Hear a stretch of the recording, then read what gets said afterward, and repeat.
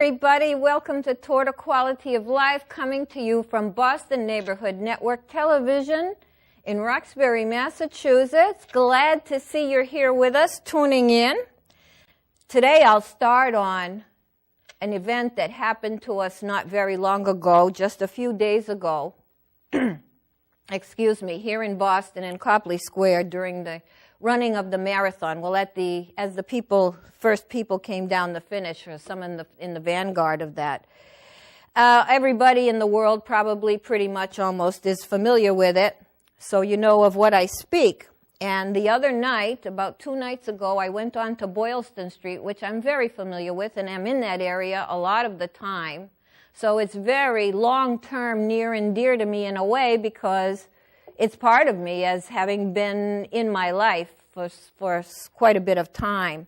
A lot of people were on the sidewalks at that time, throngs of people, probably many from out of town, to see what this place now that had to be closed off for several days looked like. There were no spatters of blood. There were no evidences of there having been a bombing. There were some areas of people leaving flowers and crosses. There were a couple of restaurants that hadn't opened where one bomb went off, but otherwise no evidence at all. And the funny thing was, too, that at the moment I was passing through Copley, many sirens started going off of various kinds of vehicles going to some event of which I don't know. But anyway, as many sirens were converging and making a lot of noise, the throngs of people just kept walking, weren't alarmed, never batted an eyelash, even after an event as what happened. But anyway, I went through Boylston Street, checked it out, went back home, and this was in the evening, and as the night came on, I felt all of a sudden, deep in my gut, deeper than I knew I could go, which I'll tell you, once a town came to where I lived, and it cut all my trees that I loved dearly, and I went through a sadness and grief that I never knew was even possible. Well, I'll tell you, where it hit me suddenly that night was deeper than that.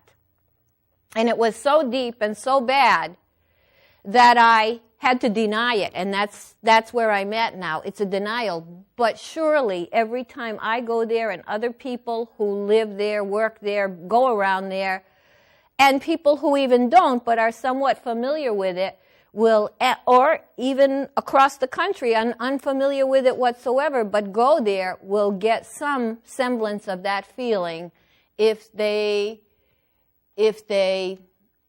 want what's best for humankind and have some sense of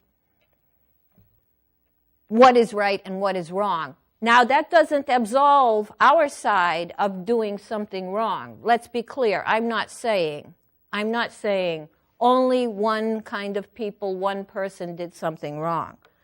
But it does get at you from a sense of humanity and decency. And I will say this, Allahu Akbar, as the call, God is great. Allah, you greatly made many hundreds and thousands and millions of people more sad, more depressed, more fearful. Allahu Akbar.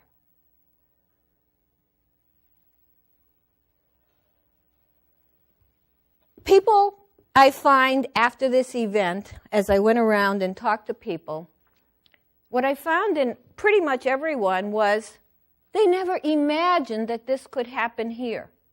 Never imagined. If you look back at some of the lectures I've done from this podium, you will hear me saying, absolutely IEDs will come to the United States of America. Absolutely bombs will be on our sidewalk. Come on, people. Where is your common sense? And if you don't recognize that this should have been imagined, then you have to think, what is it I'm missing? What is it I don't know about every day? What am I thinking about in my life? Am I thinking about Kim Kardashian or Justin Bieber, what am I thinking about only that I don't have any sense or clue that this is very likely to happen and likely to happen again? And then you said, Chechnya, what's Chechnya? Well, if you never knew what Chechnya was, you're really not tuned in a very basic way. We're not even saying to be a news hound, but Chechnya was so much in the news as fighting a terror struggle against Russia, which also fights terror struggle against other people, admittedly. But Chechnya, very much in the world news, very common knowledge. So if you didn't even ever hear of this, wow, where have you been? Which again is a cry to not know your politics, to not feel you got some grip of what people are saying and thinking and doing on whatever side they are, not just the side you don't like. Boy, something is really amiss. Something you don't have a clue of is like a big gaping hole that you're ready to fall into any moment as you go through life. And I will say, too, that sometimes you saw people saying, USA, USA, and cheering when one of the persons that was left living was captured. I would ask, please, that again, too, may not be the most objective, sensible way to be. Could we be a little bit more solemn over if someone like that gets caught? Should we not just be more serious and say, thank God he was caught, and just be sort of quietly appreciative that he was caught? It calls for a greater solemnity. And by the same token, I saw flags put on the wire fencing over the pathways over Route 3, I think it is. I saw flags put up there as they were after 9/11. Please, people, if those of you out there, and there are many, there are most of us who believe in the country, who honor the country, who know, yes, we have many faults, and I'll get into some of those too, but pound for pound, tooth for tooth, comparatively and evolutionarily, not that bad of a country. God bless America. And to have flags are not supposed to be pinned to fences. They're supposed to fly from poles, and they're supposed to be put up at a certain time, taken down at a certain time, every day, in a certain formal way. In a short while, we're going to see those flags tattered and flying on the highway. Not proper for a flag of any country. I will also say, too, you remember I gave you a lecture on Nidal, I believe was his name, Hassan, the psychiatrist in the U.S. military who mowed down 32 captive people in one of the buildings at Fort Hood.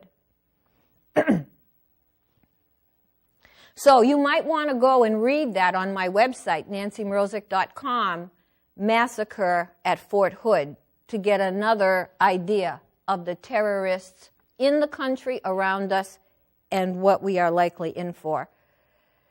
Why do the people who do such acts do them to begin with? And let's not absolve ourselves with our drones. Let's not absolve ourselves. Why do they do that? Well, possibly they hate us for being in their countries, in their regions. That's very likely. Especially now, lately, too, where they're having to put up with bombs being dropped from drones on them. And I'm always reading in the news how people who were not terrorists were killed, like 20 people wiped out accidentally. Oh, gee, we're sorry. Well, if you were a person living in a North African country, a Middle Eastern country, you would look at it differently. If it happened here and innocent people were killed, we would be saying, damn you, damn you. So we are making people angry. This is a very bad thing to be doing. Being in Iraq was a bad thing to be doing, and being in Afghanistan was a bad thing to be doing when we first went for Ben Laden and his people. because the Afghanis had nothing to do. Sure, there was the Taliban, but the vast majority of the country wasn't involved in that. It's just, I've been in Afghanistan.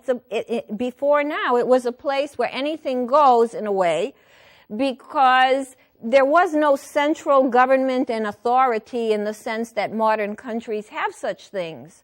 So most people were just bare farmers, bare anything that they could get by on, noble people, and we came in and look at the country now. Look what they've been through, in addition to other wars that had occurred just prior to us coming in there to do even more bad things.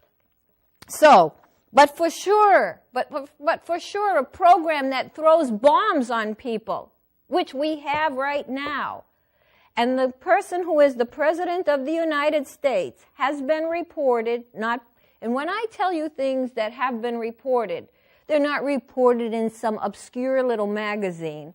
They're reluctantly reported by the major news organizations, such as Reuters and Associated Press and the major newspapers. He is reported to every Tuesday. You might have stopped this now, but at the time when it was found out, every Tuesday to hold a meeting, and he alone would get a summary of who's possible to be killed, and he would choose who to kill. So, to say that he's getting away with murder is not quite just a catchy phrase.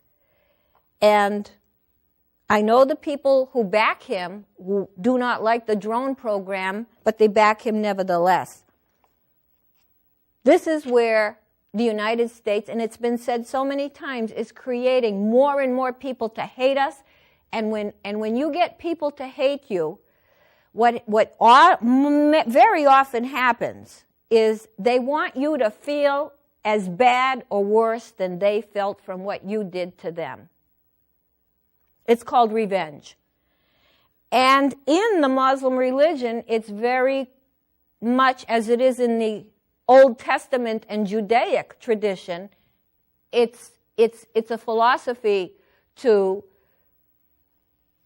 do an eye for an eye and a tooth for a tooth. Revenge. It's only until Christ, and I'm not proselytizing any religion here, but with the New Testament and Christianity, Christ says, forgive them for they know not what they do. Were we only able to do something like that? Okay. The other thing, too, East is East, West is West, and there's been a conflict between the Eastern and Western world, broadly speaking, and a conflict between the Islamic and Christian divisions on this earth. And one other big difference, besides many others, is that one says submit, submission, submission. You submit your identity. The other says, the Christian says, free will. You have free will. You'll pay for your sins if you do sins, and you have a choice to not do sins. I was talking to a person who told me his brother, who was high up in the Catholic Church, said to him one day that he had doubts at times about his faith. And his brother said to him, isn't it wonderful that God gave you a choice to have the doubt? You see? But in a Muslim religion, in most sects, I would think, it's not a choice. Either you follow Allah or you don't. Now, this same person who is president, who I referred to a little while ago and have spoken so much about, loves to tell a narrative. He himself has said this. He's got to have a story to bring to the people. He literally has said this. It's not so much the facts. He likes the narrative. He likes, what is the story we're going to give to the people? And at one time, after he did bin Laden, he couldn't wait to say, there's no more Al-Qaeda. How ridiculous. I mean, I hope nobody believed that at the time, but boy, there was a big effort to say, I got that done, didn't I? And of course, there are many questions about the bin Laden killing, why they threw him to sea, and why, and also how people who were in on the operation said it didn't go down like the portrayal was, the official version. But be that as it may, Al-Qaeda, or what is effectively Al-Qaeda, is hardly gone, and as many people who are in the know about this will tell you, it is proliferating. And it will, do you know, not only that, we have increased our presence in many African countries.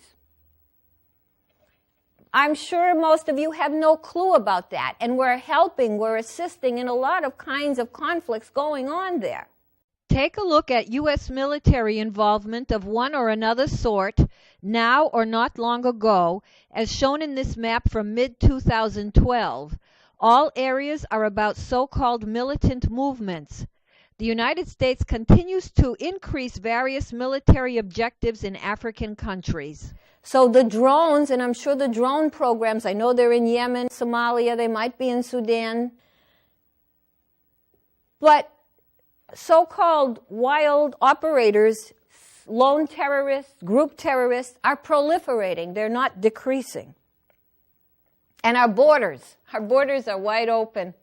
How many people do you think of this persuasion have come into the country over the several years that our borders have been porous as heck, where most people passing through make it?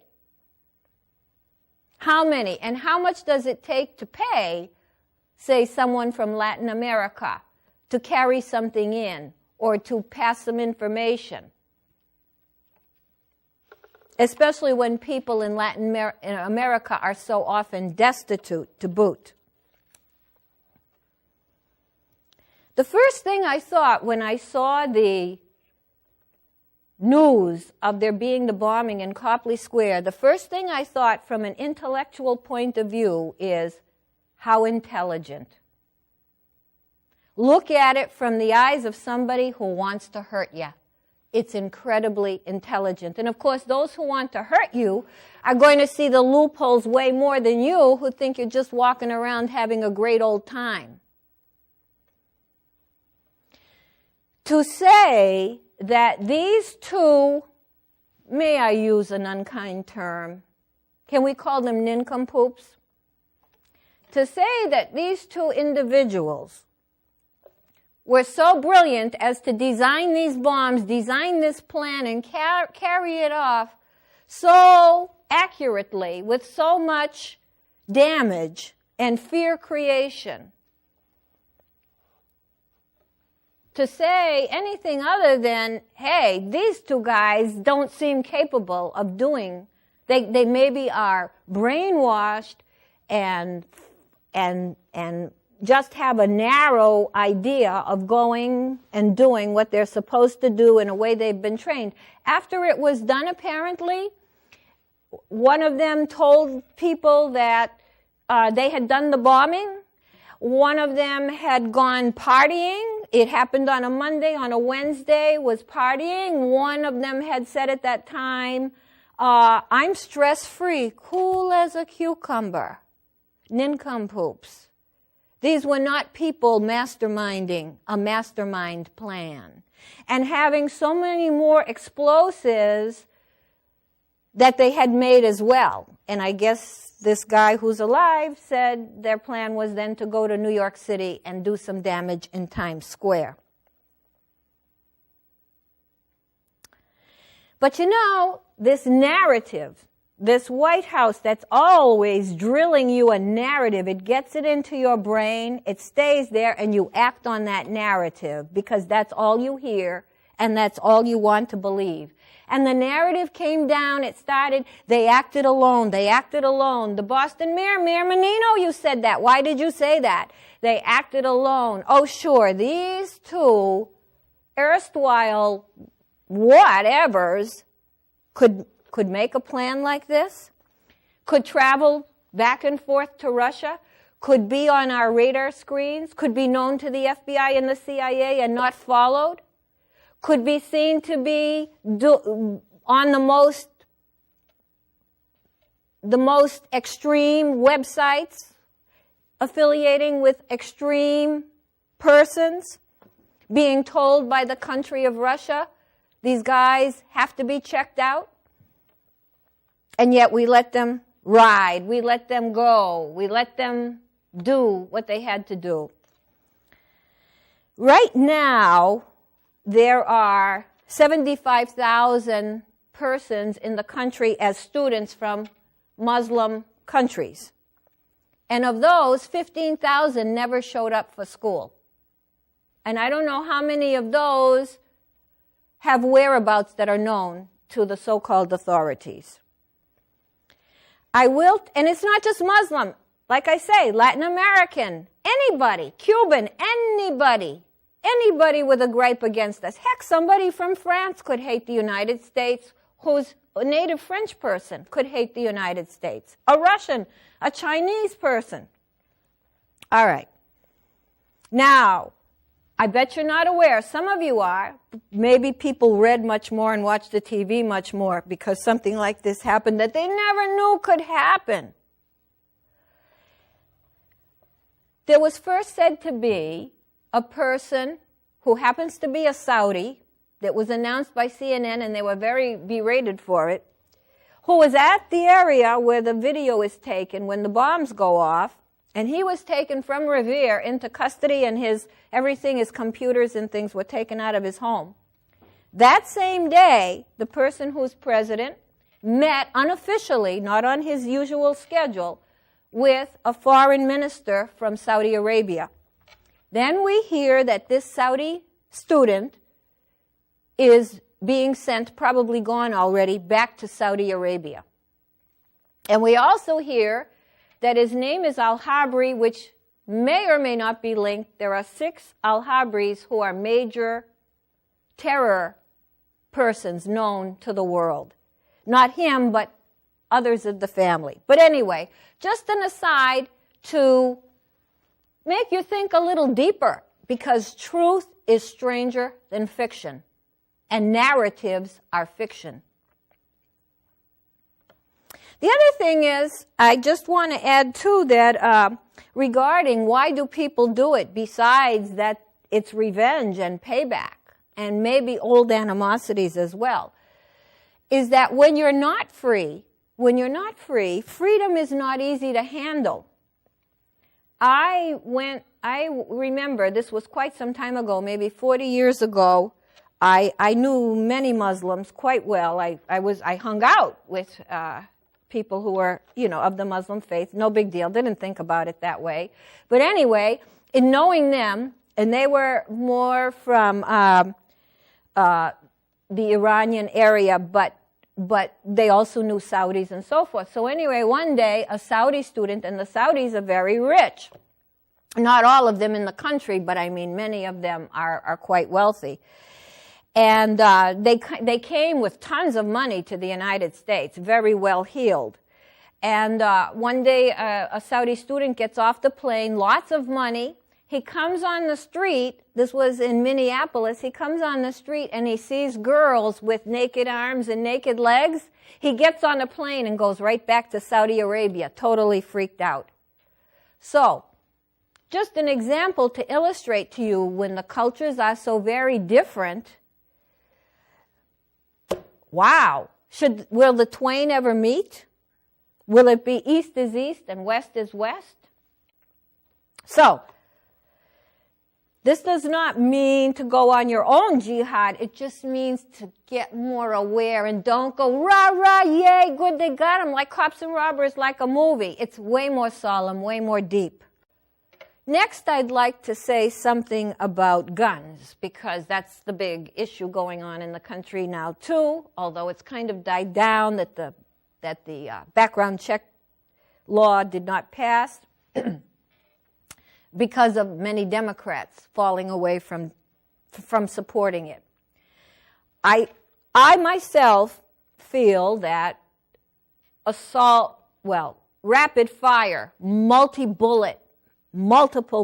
bullet weapons, whatever those are, and I'm not familiar with them. Those machine gun, they're not machine guns, but those type weapons that can spray bullets at 100 a minute or more, 300 a minute, are out of the question and not necessary for hunting or protecting oneself and so on. But I would say, too, that Guns. People scoff at that. Oh, the government. Hey, when only the police and only the government and only the military has guns, good luck. Not that I want any kind of armed confrontations, but that's a very lopsided scenario, and I don't agree with people not owning guns. Abortion, another issue that doesn't belong in our national consciousness to the sense it's been put there, this whole thing about women's issues that this lady Hillary Clinton is going to try to pick up on in a likely presidential run as things look now. That women somehow, women, get your act together. What do women need? I mean, where are they going to get equality unless they just act equal and do equal and take the hits that come along with that? And we'll get there. We'll get there. But anyway, you've seen the trial of Dr. Gosnell in Chicago running an abortion clinic. Babies born alive, having their spines cut, having, I forgot what done to their heads as ways of killing them because they're born alive. One said to have been swimming in a toilet bowl, trying to, as life will do, it will try to stay alive. And research, parts being saved in abortion clinics, little hands, little feet, cell tissue for research going around the world. We are aborting so-called fetuses, dicing and slicing them and sending them to laboratories. Is that an environment that humanity thrives in? And I will say to you, too, that the person who is president 2 times in Chicago when he was a senator for the state of Illinois had an issue where a full-born baby was born that was meant to be aborted, but it was born alive. They said, oh boy, what do we do in a case like this? Yours truly voted 2 times to call it a fetus, i.e., to kill it, because the original intention is to abort the baby. Are we killing babies? And this time when the White House was asked about the case of the abortion doctor, and there's another one now in Detroit, the White House had no comment. Women's issues. We're going into a country now, anything goes. Not that, hey, I don't want to be somebody's value system. I don't want to say if you can do that. I wouldn't dare. That's your choice. I believe that. But on the other hand, the mentality of everything being pushed to the extreme is okay, kill babies, anything we want to do, walk naked on the street in San Francisco, whole areas where they dine naked, walk naked. The mayor clamped down on that apparently. Is that a good value system, atmosphere, ambiance for human beings? Free press. Let's make maybe some reason of why the most you know how to do is say, USA, USA, when they catch, so to speak. And guess what? All the technology didn't catch the guy. The police did seemingly a marvelous job in the EMTs at the scene of this terrible terrorist thing that happened, but there was surely a long and difficult time catching the one person that remained alive. And when he was caught, people going, USA, USA. Maybe we're so shallow as to do that and put flags up any old place, kind of disrespectfully, because the press is no longer the free press. The press, the mainstream press that has been called the lamestream press, actually keeps news out of it. Literally, for example, this abortion trial. Now you know how they love little foots and fingers in jars to go to research labs and babies swimming in toilet trying to survive an abortion that didn't kill them. You know they love that stuff. Remember Casey Anthony? They love that stuff. They wouldn't touch this with a 10-foot pole. They've finally been brought to task after many, many criticisms to them. I don't know how much they're doing it now. But this is the sensational crud that newspapers thrive on. Yet it wasn't there. As are so many stories, they're just not there. If you go to Huffington Post versus Fox News, and of course they both have different slants. They're both at the opposite spectrum with their attitudes. But you will see news stories literally there that you won't see on Huffington. You will see more on Fox News or the Drudge Report, which is why it's a must to purvey it, because you've got to see more of what's going on, whether you like the conclusions made in those stories or not. You're not getting the full story. So we don't have a free press, we have a White House press. And we don't have a president that's attachable, that we can get to and get free-flow, spontaneous answers to questions. More and more it's been said, including from the Democrats, that the White House is consolidating what the narrative is, making videos, and more distance from direct communication, open communication with the public. So let's be very aware of that, and that is one of the key underpinnings of Marxist societies. The press is an arm of the government, of the state, like Pravda was for Russia. So, and others are shut down, like in China. If you say something against the premier, likely will get shut down. So, we haven't quite been shut down. There's been a lot of pressure, but not totally. There is still some alternate press operating.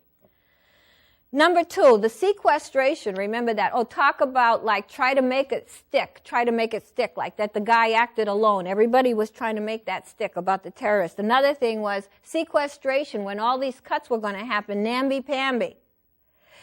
That the president wanted to say the Republicans did it, and it was the president's idea, which has come out fully in all press accountings.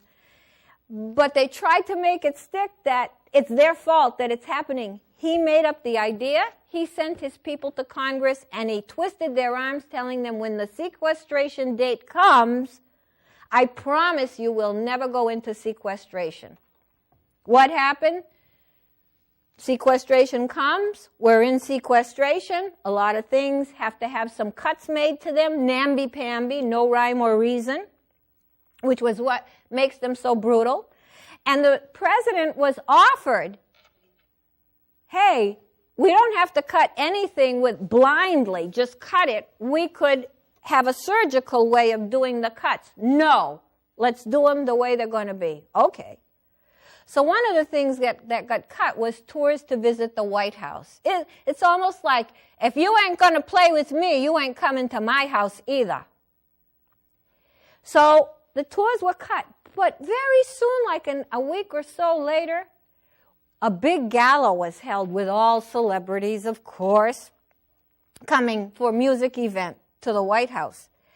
And at that time, the First Lady said to those celebrities, and this is when kids were asking, can we please come?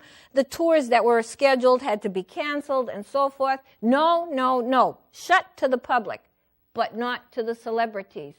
And the First Lady said to them, we want you to know this is your house, to the celebrities.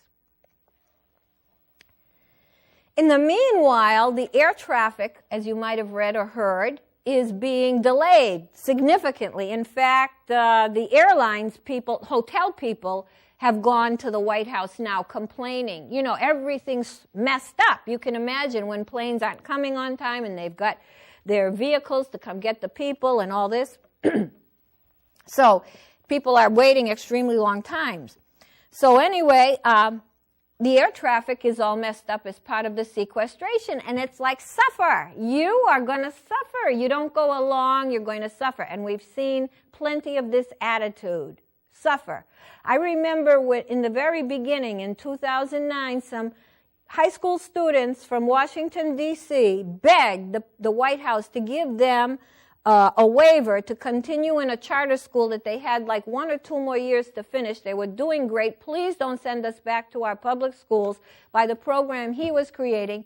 And he said, no way. And out of the charter school they went. And also when sequestration happened, guess what?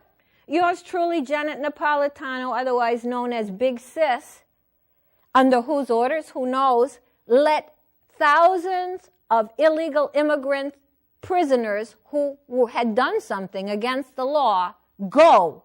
Do you understand? And that's been done in Marxist countries for time immemorial. Cuba, to be exact, for example, where you unleash criminals, as we've portrayed to you before. The country is really sagging under the weight of its many obligations and its many systems to maintain. And there are many things causing it to be more this way rather than getting us back on a more open and breezy kind of system. Anyway, many prisoners, and they said the prisoners were like, are you kidding? They thought it was a joke. They opened the doors and let prisoners go. Just go, anywhere, go. So we can add that to all the people that have crossed the border who crossed it not favorable to the United States of America. Organizing for action. Speaking of freedom, speaking of a free press, actually the president has now congealed all these groups that are all progressive, which stands for a lot of words like socialist, communist, you know, whatever you want to call it in any point in time. There are all big money bundlers in there that are on that side of the fence, so to speak. And calls it organizing. It's like his organization, and he's not sharing with Democrats in general, which is the way things have always worked. When there are pools of money, you spread the money around as part of a democratic phenomenon. But no, this is a consolidation of power going on, a new kind of thing going on in the country.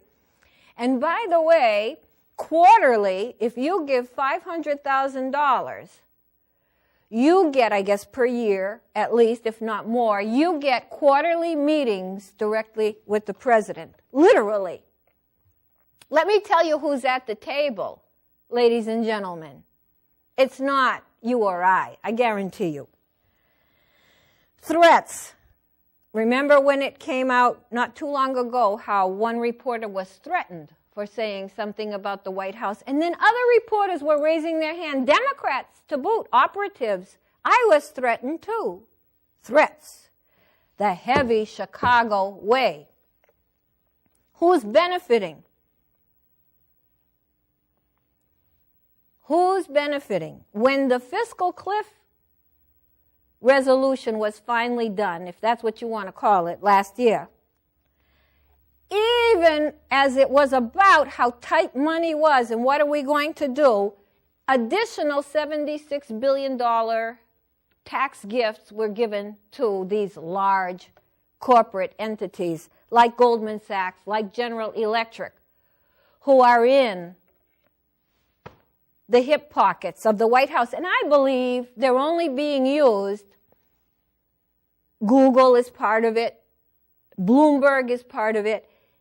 They're only being used to the extent that they're needed right now. In the end, whatever this president has in mind is much more what this president has in mind. Not the others are necessary, convenient. And the great talent that this president has is to, even before any of this, before he was a senator, is to amass great amounts of money. And secondly, to make you believe. I always bring up Richard Pryor in car wash comes out in a white suit out of his limo with the Pointer Sisters, and they sing, if you've got to believe in something, why not believe in me? And lordy, lordy, the people believe. Amen. And by the way, this consolidation of industry, corporations are not good for us. Corporations are not good. It's a one-way street. They have all the power. You have none. They know when you haven't paid them, but just try to get through to a corporation about something. It's not a good way. And prices, they can charge you whatever. And competition, they can be monopolizing. Corporations are a terrible organized way for us to be under control of. And when governments and corporations really merge with each other, as is happening in this country, it's known as fascism. And I want you to remember, too, the spirit of our current president. I've said this before. He has said in the past, when he first met with Republicans, of whom I'm not praising, don't get me wrong, he said to them when they came, they thought, oh, we got a White House meeting. Very beginning, they said, well, we'd like to work on this, this, and this. He looked at them and he said, I won. End of story. Get it? I won. Nice. That's democratic. Nancy Pelosi said that in the Congress. She said, we won. Of course, he said, I won. She said, we won, Nancy Pelosi. Isn't it wonderful? And the guy who's president said at one time to people when he was rallying them in 2008 to elect him, if they bring knives, we'll bring guns to get them going. He said to Hispanic people when he was giving them a lecture, a speech, punish your enemy, meaning so-called Tea Party. That has been so maligned. Talk about painting something into the public mind with a narrative and making them despise it. I said to you once, many months ago, in speaking about the current situation politically in the country, if I were African American, maybe not, who knows? I'd be maybe a whole different person on my experience. I don't know. But I might ask, what have you done for me lately? Even the Black Caucus recently is trying to get the president to stop with the immigration bill because this is going to be more unskilled laborers. And this is going to affect the pool of people that are not employed. Where is that going? Unemployment. 4 in 10 people are not employed. Workable people who could work. 4 in 10. 1 in 3 of those that aren't employed aren't even looking for work. And pretty much the rate of unemployment for African Americans is double whatever it is for somebody else. Sort of worse for Hispanics too, but nowhere near as much as African Americans, and I think for Asians somewhere in between, and so forth. Structural unemployment, what's going to happen? What's going to happen? People are actually being persuaded to get onto food stamps. There are recruiters being paid in this country to go and tell people, come to food stamps. And when people say, well, I don't know, we never took government help. I was reading a story. We never, that's a lot of people there, like if they don't have to, they're going to try to do it. It's a point of pride with them. And they're saying, no, come on to food stamps. There were ads running in Mexico, put out by the United States government saying how people should come on to food stamps and how to do it and so forth. And I ask you, think about it. Put on your thinking caps. You really got to think, and if you do, you ain't going to come to a good conclusion. Would the economy be so bad if there were somebody different running the country? The mood we're in, where we sit, how things have gone down, what the future is or is not to be, has it not really become part and parcel of what is coming out of Washington? A path of darkness, a path of crimes against the country. When, for example, people who are criminally held in prison are let out just for what reason? As someone commented, this government loves the poor because it's created so many. This government loves the poor because it's created so many. Double the number of people ever are on disability. The disability rolls have doubled. Hey, if you can't get a job and you need to survive. And this immigration bill. It's going through like the health care bill, which is such an awful bill, though I am for universal health care. It's a terrible bill, ruining our health care system. This immigration bill is being pushed through the same way. Huge bill. Nobody's read it. Rush it through. Nobody thinks it out. Whoa. Is somebody seriously trying to help the country, or are they trying to achieve some end that is not in the forefront of being obvious? Remember, as I told you, one of the key elements in a socialist, aka communist, aka progressive, aka AAA, overwhelm the system. Overwhelm the system.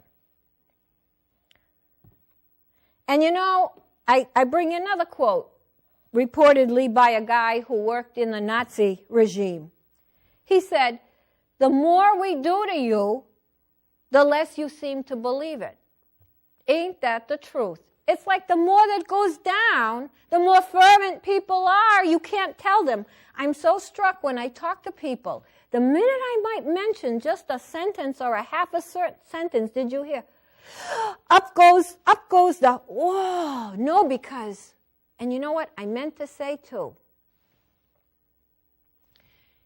On a different scale, with a different seriousness, but nonetheless, the same way that people believe in the Savior in Washington, D.C., is the same way a person who commits terror believes in his duty and obligation. You can't get through. You cannot. And the other thing that I noticed that people will do is, you might say something of anything I'm speaking of, and right away they'll say, well, Bush did. What? Just because there was a Bush, now everything that's not Bush is beautiful and okay. On what basis? Show me the facts.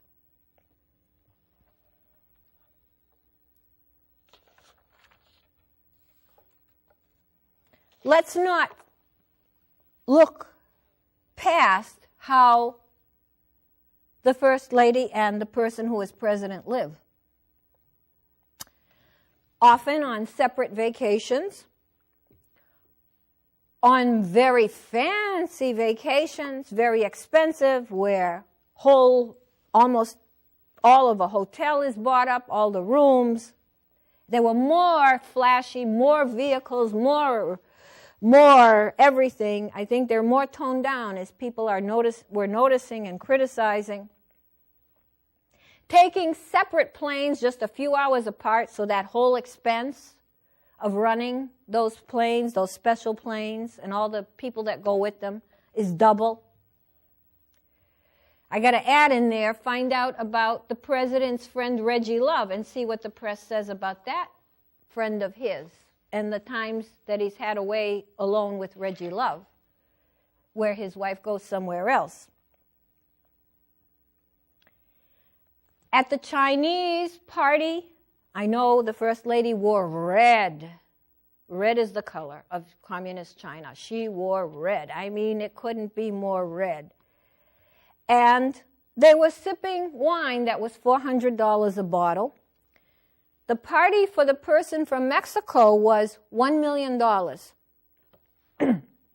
And just recently, Joe Biden, our favorite buffoon, what a buffoon.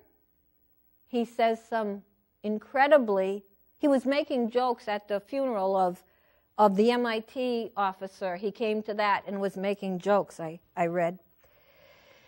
Biden recently, one night in Paris bill at the hotel, $600,000. One night in London, the bill, $500,000. And the limo bill one night, $23,000. Living large. And they're not even Biggie Small.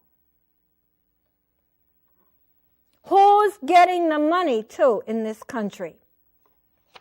Who's using the money, and how are they using it? The absentee president. The one who never goes to Congress, who never rolls, who's always out, because apparently he gives a great speech. And apparently you believe it, the narrative, you believe it. And let me tell you, you do. He twists opinion, like the so-called women's issues. We didn't even have any until he made some. And boy, did it stick. People, women, oh my God, women, they're going to be against women. Always giving speeches, playing golf, having parties, making his predictions on sports events, outcomes, but never rolling up his sleeve, almost never, and wrangling and leading the way, has been said time and again, with the people that make the laws. Often just going against the laws, ignoring them. We've been through that before, just saying, I'm not going to follow the law. A judge just said recently, you're not allowed to not let, because a union of people that are responsible in our immigration organization are suing the government for not letting them do their job. And a judge just said from the bench, you're not allowed to not follow the law as it's written regarding that in favor of these unions. I don't know what the final outcome will be. But never doing the roll your sleeve up and really, and that's why when he talked about health care, he said you'll never lose your doctor, you'll never pay more, you'll never this. And all of that is absolutely untrue. He never has like the deep understanding to deliver to you. Just like a surface thing, more of a narrative. When the oil spill happened in Louisiana, and that, I feel, was a crime the government committed because, A, it was under this current president's watch, and so who gets the blame? The Department of the Interior rubber-stamped a plan for that oil rig, which had in it information applicable only to Alaska about walruses and all. Wasn't about conditions in the Gulf of Mexico. And they apparently just took info from another application, put it on there, and they got the okay. Then, right away in the first days, when people from all over the world who have the tankers that cull oil, the specialized ships that do that, were saying we'll be right over, he disallowed them to come and grab the oil. They were not allowed to come to our ports. Then, the EPA and Carol Browner, who did a terrible, terrible job, is no longer there, nor is the second lady who took that job, said, no, you can't spray this Corexit, which one of BP's subsidiaries was spraying because it made the oil disappear, broke it up. Instead of collecting it, we were supposed to leave it. The best way is leave it on the surface and keep on collecting it. So all that oil started to fall to the bottom. And that stuff was more deadly than the oil itself, which is as deadly as it can get. And they allowed that to be sprayed and sprayed and sprayed. And there were also even natural ones that would have done better, but that was allowed to happen. Also, with the oil spill, I remember that the person who's president stayed away from showing himself in association with that spill because it was a bad narrative. His pundits even said so on television. I watched them say so. Finally, as the days went on and on, he did make an appearance. He made a couple over the course of it, 2 or 3 or whatever. And he was asked the first time he did come to speak about it, have you spoken to the chairman? This was many days into this spill. Have you called the BP chairman? No, he hadn't called the chairman. And I remember the big famous phrase that he had when he saw this happening, but not coming out, not letting the ships come in, allowing the poison, all.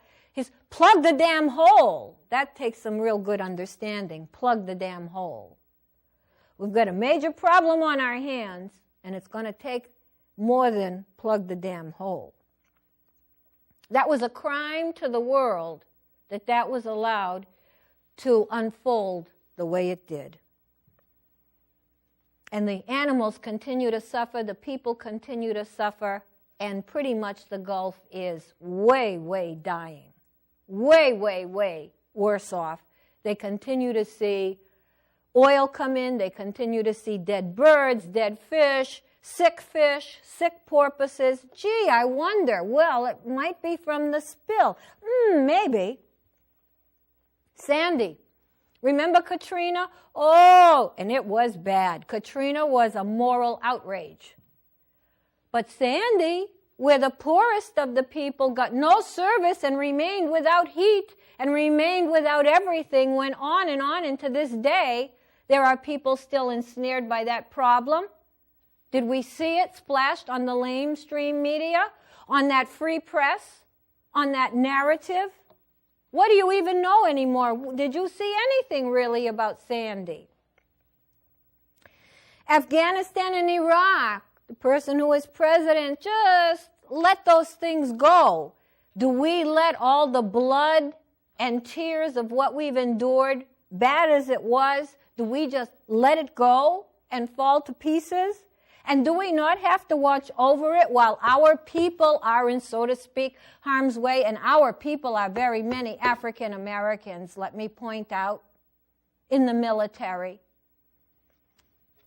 Economic Council, oh, he's always going to be working on jobs. So he convened, I've got an Economic Council. Never attended, never had meetings, now it's disbanded.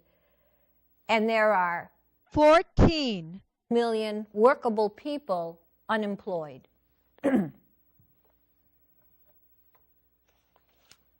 You know, I have to bring this, I never brought this up, but I was thinking about this too, that one time early on too, I remember he had Jay-Z and Beyonce, and this is kind of funny. I remember once where they were together somewhere, and they said, Jay-Z and Beyonce, in reporting about it, they were there, and the First Lady and the President, and they said, Jay-Z and Beyonce were at such and such.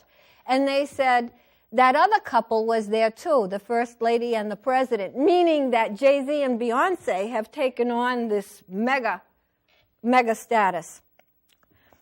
But anyway, one day, there's a picture in the Situation Room, the most sort of holy of rooms in the sense that that's where all the deepest stuff that has to get done, and when there's an emergency, there's Jay-Z and his, quote, posse in there sitting, living large in our Situation Room in the White House. How would it be if AC/DC or Mick Jagger were doing that, or anybody? Who wants to see that?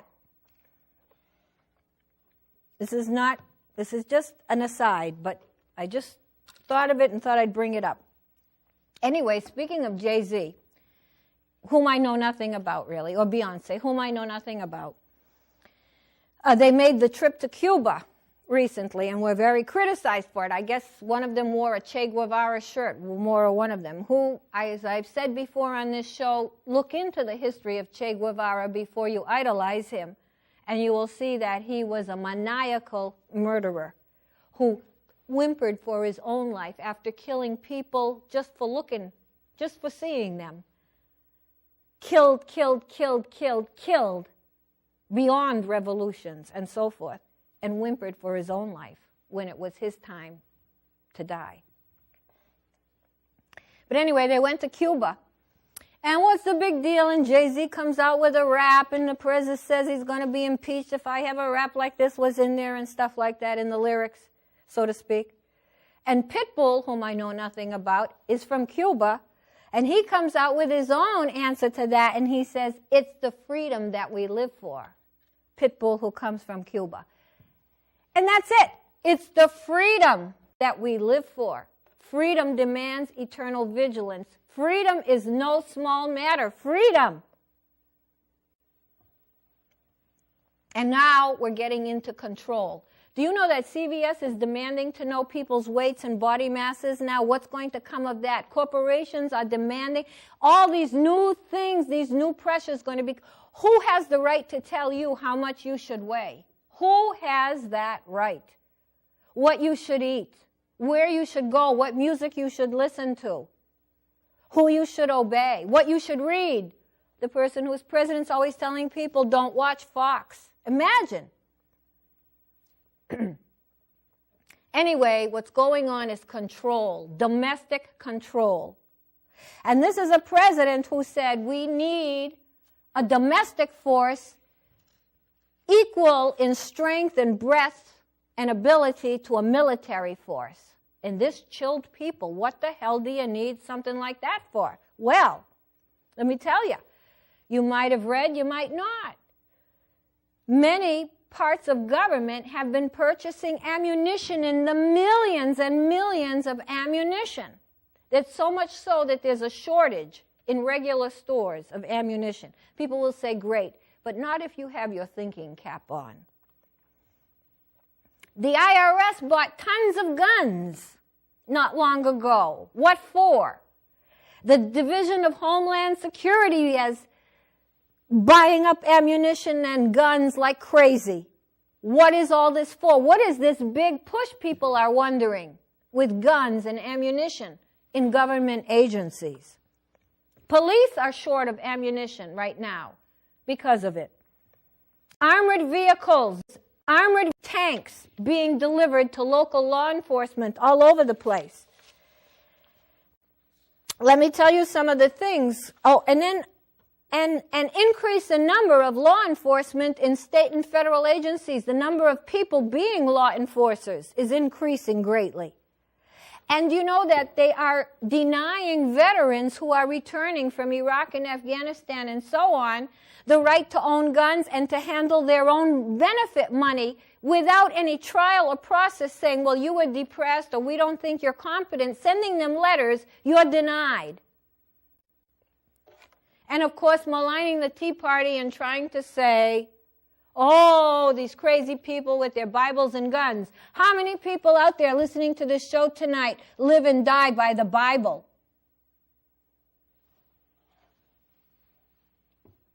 And what's so bad about that? I'm not saying it's good. I don't do it myself. It's not me.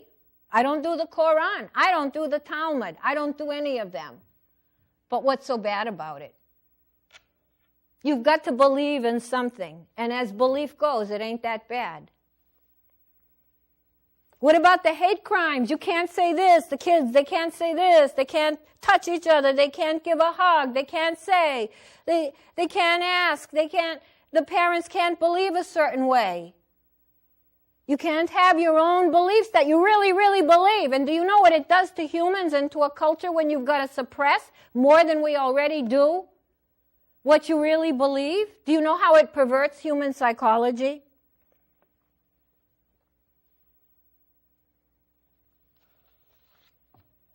So it's about control. And let me tell you some things about this control. In the Atlanta area, these are all happening. An armored military vehicle with thermal imaging has been patrolling the neighborhoods. You should see this vehicle.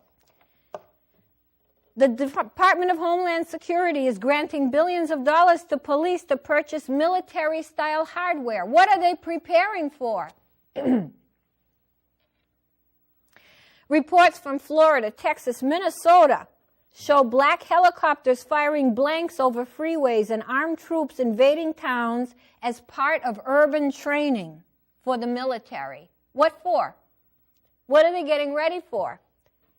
Local police departments have been attempting to launch drone technology to watch over the cities. The Department of Homeland Security is labeling potential terror threats such as right-wing extremists and returning veterans and pro-life persons, labeling them as terror threats. I remember they came out in the beginning, Napolitano came out with a list of who's the terror. It was all about returning veterans, police, people, not a word about religious terrorism, not a word. They weren't the problem for the country. And by the way, I heard the indictment on this latest so-called terrorist going on right now in Boston. I heard the indictment nowhere mentions the word Islam. I hope it mentions religion at least, based on religion. And then there was the whole issue of using drones to kill U.S. citizens, which already has happened. Anwar al-Awlaki's son and his friend were killed by a drone that had nothing to do with terror. And then the whole question came up, and they were asking Eric Holder, they were asking the president. And it took them forever to give an answer, a reluctant answer. Will you use drones to kill people of the United States of America? No answer was forthcoming, till they finally reluctantly said a kind of a no. Marxism. In every Marxist insurgency, and we're trying to do this stealth, I told you before, it's a narrative. It's not what you see up front. Take a real look at the dismantling of the country, the dismantling of Yucca Mountain, the dismantling of NASA. And by the way, NASA had many, many African-American personnel working in it.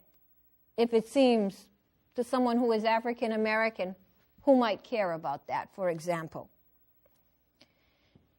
Not only that, remember when the director of NASA at the time, I think he still is, said the president told him his job was to share technology and help Islamic countries think better of themselves. That was NASA's job now, one of the 3 parts of their job. I told somebody that who's a fervent supporter of the president. He didn't believe me. I said, go Google it. He didn't believe me. He said to me right away, Bush, first thing. What does Bush have to do with the saint who lives in the White House? Okay, Marxist insurgency, 6 steps they all do. Nationalize major sections of the economy, which was very well done with health care. Already putting the percentage that government controls into a huge amount. Redistribute wealth, need I say more? Discredit the opposition. This president actually, well, he's discredited a lot. He discredited the head of the Supreme Court in public, at the State of the Union. He invited Paul Ryan, his nemesis, opposition, to sit in the front at the speech, I think the State of the Union he gave last time. And then he maligned him in front of the world. Discredit opposition. When Romney lost, and I'm not saying I liked Romney, don't get me wrong, or John McCain, or John Boehner. When Romney lost, I was wondering, wow, they spent a lot of effort, the progressives, discrediting him for weeks afterwards. And if you don't follow like I do, you wouldn't know. But they continued to, because they wanted to make that discrediting really sink in hard. And guess what? You never get along and get somewhere, and you never get bills, and you never get a process that's proper unless you credit your opposition and not discredit them. In other words, unless you include everybody. Why do you think we're so terribly divided too? Because where's the inclusiveness in this country? Everybody's in this country. Censorship, oh my goodness. The censorship going on in the country is astounding, and yet who would know it? Most people don't. Not the true believers. Gun control, we know that, and a constabulary force, which is what I was just telling you about, the armored vehicles and so forth. All right, lastly, I'd like to take a look at some of the scandals that are worth re-mentioning and making in in the limelight. Number one, that there's many more than this, but for example, that there's no Al-Qaeda. Anybody want to take a second ticket on that one? That with bin Laden, you know, with bin Laden gone, my goodness gracious, wow, we've turned the corner, let's forget about that. In fact, when this president came in, he renamed what we do abroad to something about contingency, some operations, rather than anti-terror. And as I said, we help the terror proliferate. We almost make it proliferate, even though there is an indigenous animosity between civilizations of the Islamic notion and the Christian notion. Fort Hood, I must tell you all the time, I will never probably forget this. I saw live the president when he was told that 32 military were gunned down in a small setting where they had no way to escape by Nidal Hassan. I wrote and I did a video and I wrote an article. Many people come to my site from around the world to look at that article now because that man is on trial. And I thought well of that man in a way. I mean, I didn't see him as a dastardly person. And as someone who's a so-called expert on terrorism said the other day, terrorists are all different. There's no one formula that can tell you the psychology of a particular terrorist. But anyway, just upon hearing that this awful event had happened, the president was joking with the people he was with, laughing and shucking it up. And he just had heard, and he was ready to make the announcement. But first he was sharing jokes with people. That, by the way, that man, he did not say Allahu Akbar, he said Allah Akbar, I believe. He came in, he put his head down, seemed to, pray or something, stood up on the desk and just mowed the sitting ducks down. And when they were writhing on the floor, he shot them for good in the back. He didn't do it this guy didn't do it. Maybe these two in Boston didn't either. Maybe the older looks a little more, but the younger, did they really understand what they were doing? But this Nidal Hassan didn't do it with sort of rancor. He did it for the purpose of Allah, the purpose of Islam, the purpose of us being in Afghanistan. He was about to get sent over there. It was his religious duty to do it. Sequestration. Sequestration was a scheme proposed by the president in the fall of 2012 during the fiscal policy debates. The opposition was against it and reluctantly agreed to it, with the president promising that it would never come to pass. The president failed to do anything about it, and it came to pass.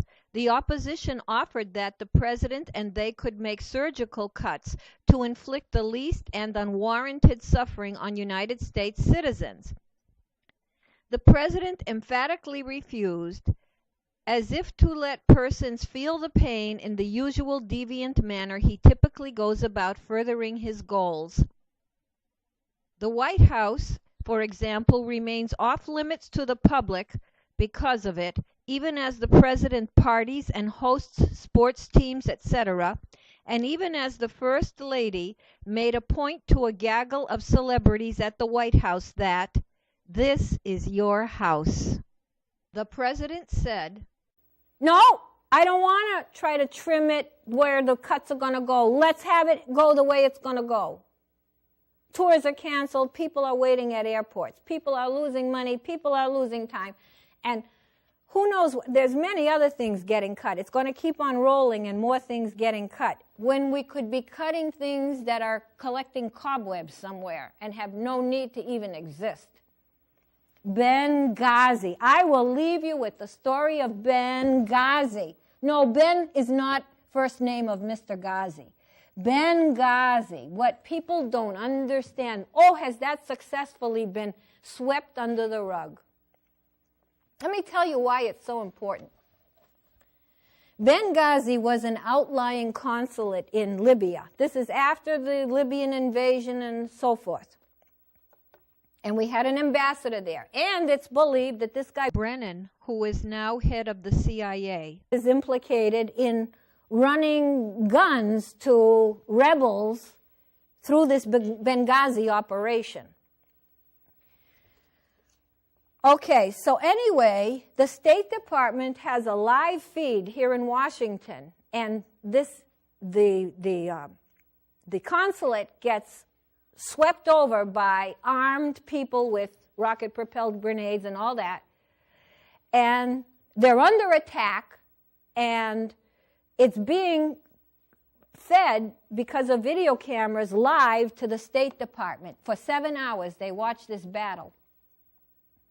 Now, wherever you go in the world, for the most part, at least up until any time I knew of, the consulates, the embassies, they're sort of sacred. They're a place of refuge. They're a place we defend. They're a place you can go to get help as a citizen. I'm not sure if it always works out, but that's the idea. And here's the ambassador and his people under attack. They're calling for help, and they're getting denied. So then some military people hear of this, and they're told to stand down instead of go help. Stand down. While in Washington, this is being watched live. And before I forget, 30-something people were injured in that. 4 died, including the ambassador. But 30-something were injured, and they have not been allowed to speak to the press or anybody to this date. They're in hospitals and wherever. There's still been no ability to get to these people and find out what their story is. How do you like that? Free press. So anyway, they're told to stand down. So they said, no, man, we can't do that. They expected planes from Italy that were stationed there could just fly over. They weren't coming. They went on their own to help. And that's how they did help some of the people, got some of the people out of there. So anyway, everybody's wondering, how come they're under attack for 7 hours? It's an obvious rebellious attack, terror attack, whatever you want to call it. And they're calling for help this is the United States. You call for help, you get help, especially when you're a consulate, especially when you're an ambassador, and they're being told to stand down. Don't touch it. That's what Benghazi is all about. And Hillary Clinton is now getting implicated as possibly being more involved. And the cute thing about that, if that's what cute is, when she had to testify on it recently in Congress, and when they came to a particular question about this and her knowledge of it, all of a sudden, a Hillary that you never saw really do this before got very angry and pointed her fingers and said, with feigned anger, "What difference does it make, etc.?" Shakespeare's methinks they do protest too much. Routine. How do you ward off a question? So there you have it.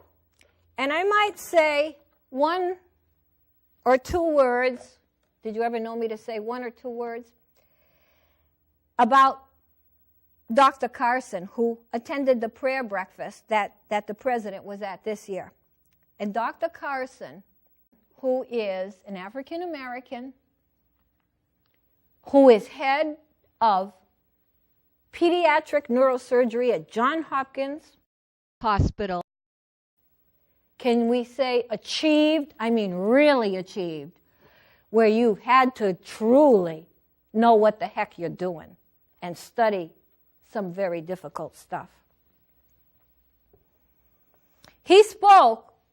The president was just 1 person away from him in between at the table. And he described an intense disdain for political correctness, which is what we have in this country. You can't say what you believe, which you may believe, as I do in certain instances. You just do. It's in you. You try to think about it every which way, but you still Fall back on what your inner right core tells you. So he talked about that right in front of the president. He said, for example, we have to not say Merry Christmas now a lot. And he says, we've got to get over this sensitivity of keeping people from saying what they really believe.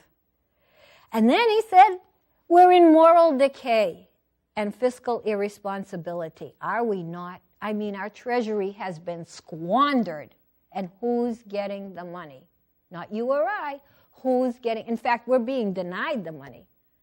Because there's a lot of inflation. You've seen the prices in the grocery stores and the clothing stores. You've seen that you can get 0% on your money. There's nowhere to save to get. It's really given us. And where is all this money ending up? At the top 1%. And maybe a little bit other too. The conglomeration, the fascism, the corporatism, the government altogether. That's where the wealth is. That's where the power is. And then he says about our taxation system, it's so complex, no one can possibly comply with it completely like it should. And he said, when you pick up the Bible, you see the fairest individual in the universe, God. And he's given us a system, it's called tithing. And he proposes that, as many religions do, Christian religions, 10% tithe, no matter what. You give 10%. If you make $1,000, you give 10% of that. If you make $1 billion, you give 10% of that. He said that when he was 15 years old, he took a camping knife from his back pocket and lunged towards another kid, and the blade hit the belt buckle of the kid and snapped, and so he didn't kill him, like would have really happened if that didn't hit the belt buckle. He said, in general, I was a good kid. It usually took a lot to make me mad, but once I reached the boiling point, I lost all rational control. Totally without thinking, when my anger was aroused, I grabbed the nearest brick, rock, or stick to bash someone. It was as if I had no conscious will in the matter. He was so terrified by the near stabbing that he ran home and locked himself in the bathroom, tearfully read his Bible, and prayed for God to take his temper from him. After a few hours, Carson says, a feeling of lightness came over him, and he found himself a changed person. He never had a problem with his temper again. And by the way, his mother made him read and made him study and gave him minimum time to watch television.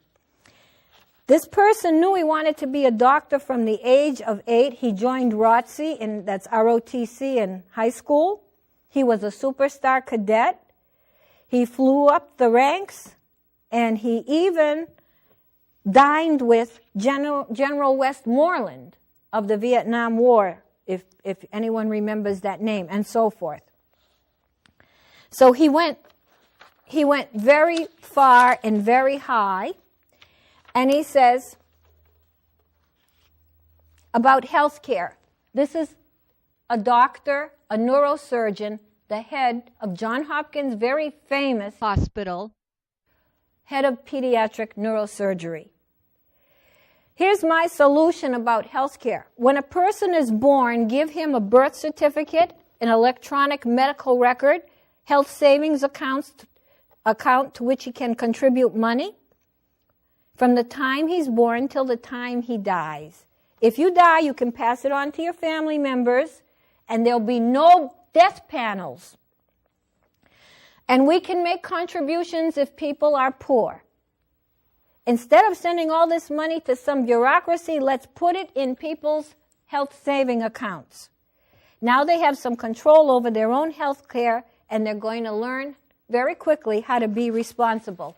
Wise words indeed. In other words, if you've got some skin in the game, it's going to work very much more than if the government recruits you to come on to dependency and just get that and sit on your rear end for the rest of your life.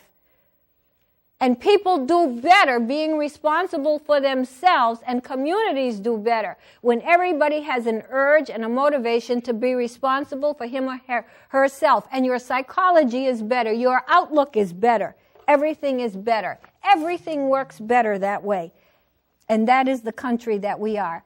But I bring this to you to show you someone of true grit, someone of true merit, who really dug in and studied and worked at really in practical ways, not just wheeler-dealer amassing large amounts of money and creating a narrative and seeking to control and maybe pay back for a very unhappy beginning, a beginning full of de-attachments. I speak here of the person who is president, a very unhappy beginning. And not only there's some issue of race, perhaps, but more, all people are guilty in this person's life of what he endured and the kind of pathology and needs that he has as he exists today. So I conclude to you my discussion for the time being. Check anything out. Go and Google words. Go see how it's reported by reputable, so to speak, agencies. Be politically more understanding, curious, aware. Just let's get aware. Let's not, we'll put up a flag, we'll say USA, USA. No. Let's get a little more sober, a little more somber, a little more diligent, and a little more making yourself think of what really is rather than what you want to believe. What you want to believe. And as humans, we're so susceptible to what we want to believe rather than what is. Thank you very, very much. God bless. God bless the United States of America and bring some enlightenment to people. And let's get along. Let's be able to stand ideas that we abhor. Let's be a democracy. Thank you. It's fun and it's warm. It's just cosmic power.